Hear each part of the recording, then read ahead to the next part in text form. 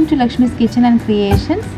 ഇന്ന് ഞാൻ എത്തിയിരിക്കുന്നത് റെസ്റ്റോറൻറ്റ് സ്റ്റൈൽ ചന മസാലയുടെ റെസിപ്പിയുമായിട്ടാണ്.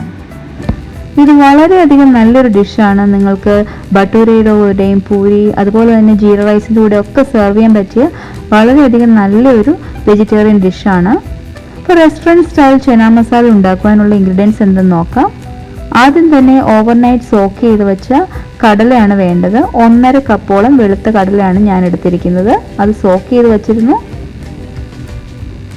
തക്കാളി 2 ചെറുതായി മുറിച്ചത്. സവോളയാണ്, ഒരു മീഡിയം സവോള നന്നായിട്ട് തിന്നായിട്ട് സ്ലൈസ് ചെയ്തിരിക്കുന്നു. ഞാൻ ബ്രൗൺ സവോളയാണ് എടുത്തിരിക്കുന്നത്. നിങ്ങൾക്ക് ആവശ്യമുണ്ടെങ്കിൽ റെഡ് സവോളയും എടുക്കാവുന്നതാണ്. ഇങ്ങനെ തിന്നായിട്ട് സ്ലൈസ് ചെയ്യാൻ വേണ്ടി പ്രത്യേകം ശ്രദ്ധിക്കണം. ഇനി വേണ്ടത് കാശ്മീരി മുളക് പൊടിയാണ് 2 ടീസ്പൂൺ, മല്ലിപ്പൊടി 3 ടീസ്പൂൺ, മഞ്ഞൾപ്പൊടി 1/2 ടീസ്പൂൺ, ക്യുമിൻ പൗഡർ 1 ടീസ്പൂൺ, ജീരകപ്പൊടിയാണിത്, ഗരം മസാല 1 ടീസ്പൂൺ, കസൂരി മേത്തി അഥവാ ഫെനുഗ്രീക്ക് ലീവ്സ് 3 ടീസ്പൂൺ. ഇത് വളരെയധികം ഇമ്പോർട്ടൻ്റ് ഇൻഗ്രീഡിയൻ്റ് ആണ് ഈ ഡിഷിന് നല്ല ഫ്ലേവർ കൊടുക്കാൻ വേണ്ടിയിട്ട്.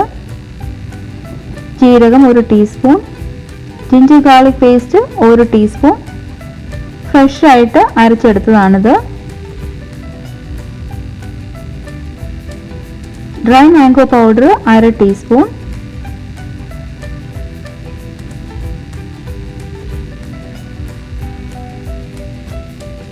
ഇനി മസാലസ് ആണ്. സിനമൺ ഒരു 2 സ്റ്റിക്കോളം ഞാൻ എടുത്തിട്ടുണ്ട്. അതുപോലെ തന്നെ 6 ഗ്രാമ്പൂ, പിന്നെ എടുത്തിരിക്കുന്നത് ഏലക്കായാണ് 4 ഒരു ജാതിപത്രിയും എടുത്തിട്ടുണ്ട്. ഇതെല്ലാം കുഞ്ഞൊരു പീസായിട്ട് ഞാൻ ഇച്ചിരി മുറിച്ച് വെച്ചിട്ടുണ്ട്. സിനമണും അതുപോലെ തന്നെ ചെറിയ പീസായിട്ട് മുറിച്ചിട്ടുണ്ട്. ഇനി ഏലക്കായ നമ്മളൊന്ന് കല്ല് വെച്ച് ഒന്ന് ചതച്ചെടുക്കണം. അതായത് ഏലക്കായ ഒന്ന് പൊട്ടിയിട്ട് വേണം ഇരിക്കാൻ, അപ്പോഴേ ആ ഫ്ലേവറൊക്കെ റിലീസ് ചെയ്യത്തുള്ളൂ. ഈ ഫ്രഷ് ആയിട്ട് ഈ സ്പൈസസ് ഒക്കെ ആഡ് ചെയ്യുന്നത് നമ്മളുടെ കറിയുടെ ടേസ്റ്റ് കൂട്ടും. ഞാനിവിടെ 2 ബേ ലീവ്സ് ആണ് എടുത്തിരിക്കുന്നത്. അതുപോലെ തന്നെ 7 കുരുമുളകും 3 ഉണക്കമുളകും. ഇനി വേണ്ടത് മല്ലിയിലയാണ്. ഉപ്പ് ആവശ്യത്തിന്. ഇനി നമുക്ക് അടുപ്പത്ത് വെച്ചിട്ട് ഒരു കുക്കർ ചൂടാക്കാം. ചൂടായി വരുമ്പോൾ അതിലേക്ക് നമ്മൾക്ക് ഓയിൽ ഒഴിച്ചു കൊടുക്കാം. ഓയിൽ ഒന്ന് ചൂടായി വരുമ്പോൾ അതിലേക്ക് നമ്മളുടെ ജീരകം ഇട്ട് കൊടുക്കാം. ഇനി ഇതിലേക്ക് നമ്മളുടെ ഹോൾ സ്പൈസസ് ഇടുവാണ്. ഞാൻ ഇവിടെ ഗ്രാമ്പൂ, ഏലക്കായ, കറുവപ്പട്ട അതുപോലെ തന്നെ ജാതിപത്രി എന്നിവ ഇടുകയാണ്. ഈ ഏലക്കായ നന്നായിട്ടൊന്ന് ചതച്ചിട്ട് വേണം ഇട്ട് കൊടുക്കുവാൻ. അതുകൊണ്ട് ബാക്കിയെല്ലാം നമുക്കിപ്പോൾ ആഡ് ചെയ്യാം.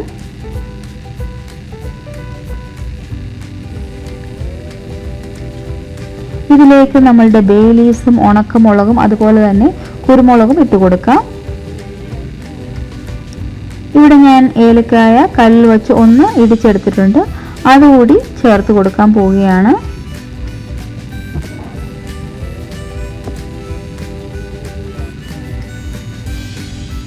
ഇങ്ങനെ ഇടിച്ചെടുക്കുന്നതുകൊണ്ട് അതിൻ്റെ ഫ്ലേവറൊക്കെ നന്നായിട്ട് റിലീസ് ചെയ്യും.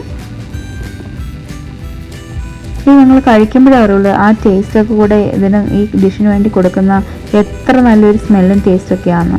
ഇനി ഇതിലേക്ക് ഞാൻ എൻ്റെ സവോള ഇട്ട് കൊടുക്കുകയാണ്. നന്നായിട്ട് തിന്നായിട്ട് വേണം സവോള ഇതിന് വേണ്ടിയിട്ട് അരിയുവാൻ. ഇനി എല്ലാം കൂടി നന്നായിട്ട് ഇളക്കി കൊടുക്കുക. കുറച്ച് ഉപ്പ് കൂടി ചേർക്കാം, പെട്ടെന്ന് ഇത് വഴണ്ട് കിട്ടുവാൻ വേണ്ടിയിട്ട്.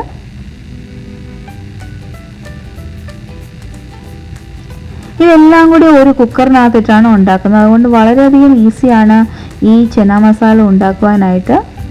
അതുപോലെ തന്നെ വളരെ ടേസ്റ്റിയുമാണ്. ഈ എല്ലാം കൂടി നന്നായിട്ട് മിക്സ് ചെയ്ത് ഒരു വഴറ്റി ഒരു ലൈറ്റ് ബ്രൗൺ അല്ലെങ്കിൽ ട്രാൻസ്ലൂസൻ്റ് ആവുന്നിടം വരെ നമ്മൾ നന്നായിട്ട് ഇളക്കി കൊടുത്തുകൊണ്ടിരിക്കണം.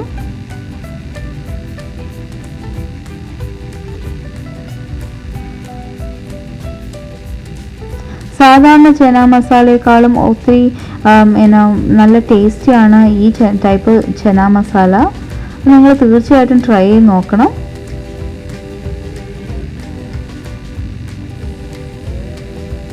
ഇപ്പോൾ നമ്മുടെ ഓണിയൻസ് ഒക്കെ വഴണ്ട് വന്നിട്ടുണ്ട്, നല്ലൊരു ബ്രൗൺ കളറൊക്കെ ആയിട്ടുണ്ട്. ഇനി നമുക്കിതിലേക്ക് സ്പൈസസ് ആഡ് ചെയ്യാം. ഞാനിവിടെ കുറച്ച് മഞ്ഞൾപ്പൊടി ഇട്ട് കൊടുക്കുകയാണ്. അതിൻ്റെ കൂടെ കാശ്മീരി മുളക് പൊടി ആഡ് ചെയ്യുന്നു.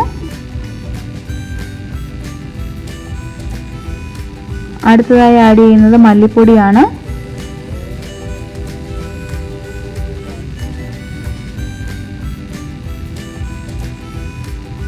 ഇത് ഇഞ്ചി വെളുത്തുള്ളി പേസ്റ്റാണ്, ഫ്രഷ് ആയിട്ട് അരച്ചെടുത്തതാണ്. കുറച്ച് ക്യുമിൻ പൗഡർ,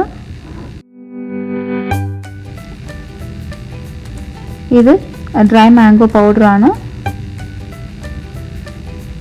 എല്ലാം കൂടി നന്നായിട്ട് മിക്സ് ചെയ്യുക. ഈ മസാലകളുടെയൊക്കെ റോ ഫ്ലേവർ ഒന്ന് മാറണം. അപ്പോൾ നല്ലൊരു മണമൊക്കെ വരും. അതുവരെ നമ്മളിതിനെ വഴറ്റിയെടുക്കേണ്ടതുണ്ട്. ഈ ഏത് ഇന്ത്യൻ കുക്കിങ്ങിന് ആവശ്യമായിട്ടുള്ളൊരു സ്റ്റെപ്പാണ് ഈ മസാല മൂപ്പിക്കുക എന്നുള്ളത്. അത് ആ കറിക്ക് നല്ലൊരു കളറും അതുപോലെ ഫ്ലേവറൊക്കെ കൊടുക്കും. ഇനി നമുക്ക് ഇതിലേക്ക് അരിഞ്ഞു വെച്ചിരിക്കുന്ന തക്കാളി ചേർത്ത് കൊടുക്കാം.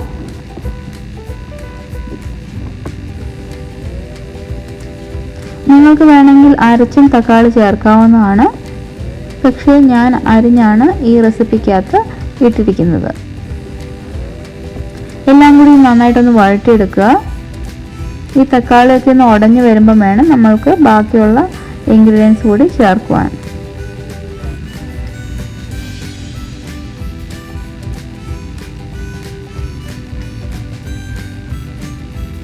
കുറച്ച് നേരം നമുക്ക് ഇങ്ങനെ ഒന്ന് സോട്ടേ ചെയ്തെടുത്ത ശേഷം ആവശ്യത്തിനുള്ള ഉപ്പും നമുക്ക് ചേർത്ത് കൊടുക്കാം.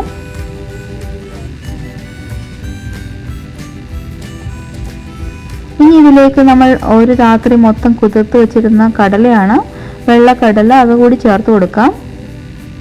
ഇനി ആവശ്യത്തിനുള്ള വെള്ളവും ഉപ്പും എല്ലാം കൂടെ ചേർത്ത് നമ്മൾക്കിത് കുക്കറിൽ ഏകദേശം 4 തൊട്ട് 5 വിസിൽ വരെ വരുന്നണം വരെ വേവിക്കേണ്ടതുണ്ട്. ചിലപ്പോൾ നല്ല മൂത്ത കടലയൊക്കെ ആയിരിക്കും. അങ്ങനെയാണെങ്കിൽ കൂടുതൽ വിസിൽ ചെയ്യേണ്ടി വരും. അത് നിങ്ങളുടെ കടല അനുസരിച്ച് നിങ്ങൾ വെന്തില്ല എങ്കിൽ കൂടുതൽ നേരം വിസിലിടേണ്ടതാണ്. ആവശ്യമുള്ള വെള്ളം ചേർത്ത ശേഷം നമുക്കിത് അടച്ചു വെച്ച് വേവിക്കാം.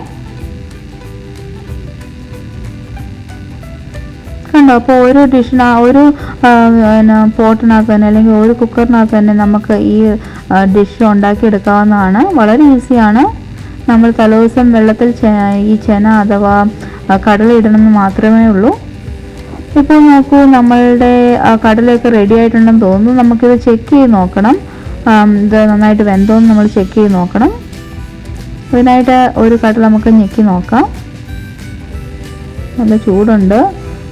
പക്ഷേ ഈ കടല നന്നായിട്ട് വെന്തിട്ടുണ്ട്. ഇനിയിപ്പോൾ നിങ്ങൾ വെന്തിട്ടില്ല എങ്കിൽ ഒന്നുകൂടി ഇത് അടച്ചു വെച്ച ശേഷം ഒരു 2-3 വിസിൽ കൂടി ഇട്ടാൽ മതി. നമുക്കിതിലേക്ക് ഗരം മസാല ഇട്ട് കൊടുക്കാം. ഈ ഗരം മസാല അവസാനം ഇടുന്നതുകൊണ്ട് ഈ ഡിഷിന് നല്ല ആ ഫ്ലേവറൊക്കെ നിൽക്കുന്നതായിരിക്കും.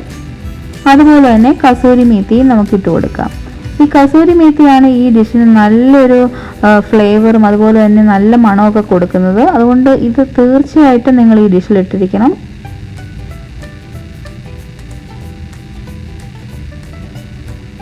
എല്ലാം കൂടി നന്നായിട്ട് ഒന്ന് ഇളക്കി നമുക്കിതിലേക്ക് കുറച്ച് മല്ലിയില ഇട്ട് കൊടുക്കാം. നമ്മുടെ അടിപൊളി ചന മസാല റെഡി ആയിട്ടുണ്ട്. ഇത് റെസ്റ്റോറൻറ്റ് സ്റ്റൈൽ ചന മസാലയാണ്.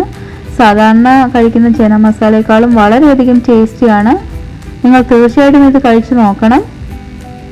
ഇന്ന് ഞാൻ ഈ ചന മസാല കഴിക്കാൻ പോകുന്നത് ഭട്ടൂരയുടെ കൂടെയാണ്. അപ്പോൾ ഭട്ടൂരയുടെ റെസിപ്പിയും നിങ്ങളുമായിട്ട് ഇനി ഷെയർ ചെയ്യുന്നതായിരിക്കും. അപ്പോൾ എല്ലാവരും ഈ ഡിഷ് ട്രൈ ചെയ്ത് നോക്കുക. ഇഷ്ടപ്പെട്ടുവെങ്കിൽ കമൻറ്റിൽ കൂടി എന്നെ എഴുതി അറിയിക്കുക. അടുത്ത പ്രാവശ്യം കാണുന്നവരേക്കും എല്ലാവർക്കും എൻ്റെ bye bye. Stay positive and be happy. Thank you for watching and supporting my channel. Take care. Bye.